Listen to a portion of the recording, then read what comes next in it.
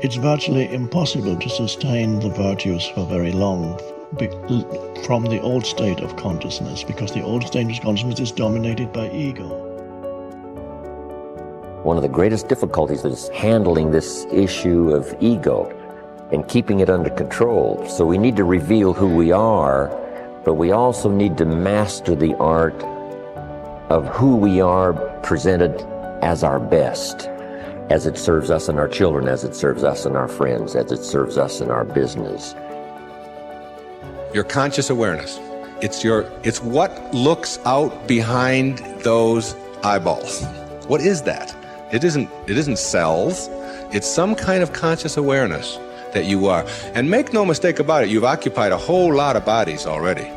If 99% of who you are, you can't touch and you can't feel and you can't smell, then what is it? Who is it? Where are you? What is this thing called your essence or who you are? And where does it go? As scientists delve deeper into the nature of what causes things to be as they are, they find themselves immersed in an unseen world of infinite intelligence, acting in a lawful and purposeful manner. What we encounter in the physical world appears to be but a manifestation of invisible cause. The kingdom of heaven, which I translated, as you may remember, as the dimension of formlessness or the dimension of spaciousness, is within you.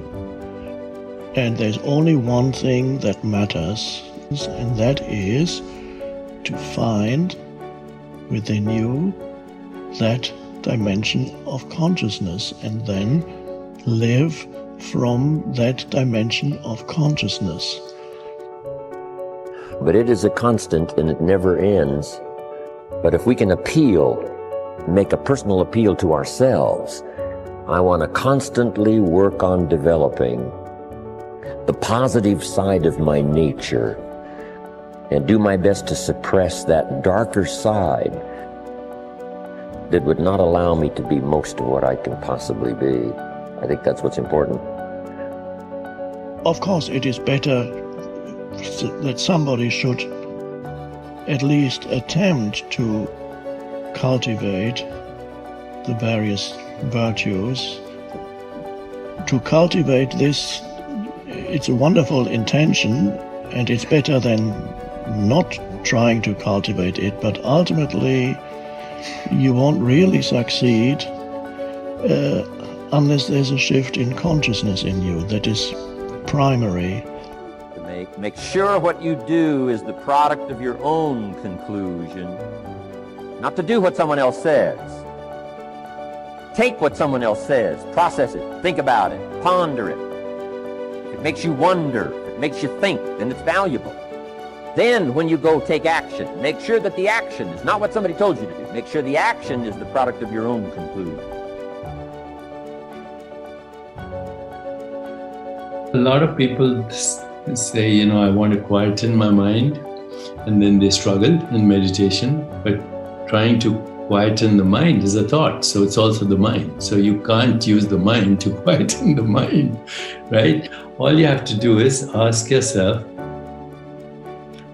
what am I aware of right now? And then favor the awareness instead of the experience, because the experience is a projection of the mind. Awareness is independent. Awareness is infinite possibilities. It's limitless. It's beyond imagination. It's infinite. It's the real you that recycles as body-mind. People talk about reincarnation, but reincarnation is happening every second. Every thought that you have is a reincarnated thought. Every perception that you have is actually a recycled perception. We just get bamboozled as soon as we're given a name. So, I was given a name, Deepak Chopra. Now, that is a symbol of who I am. It's not who I am. But, if you repeat somebody's name enough, you're David, you're David, you're David, then the poor kid is screwed because he thinks he's David, when in fact he's the infinite being with a name called David. So, you're not your name. Your name is a symbol of who you are.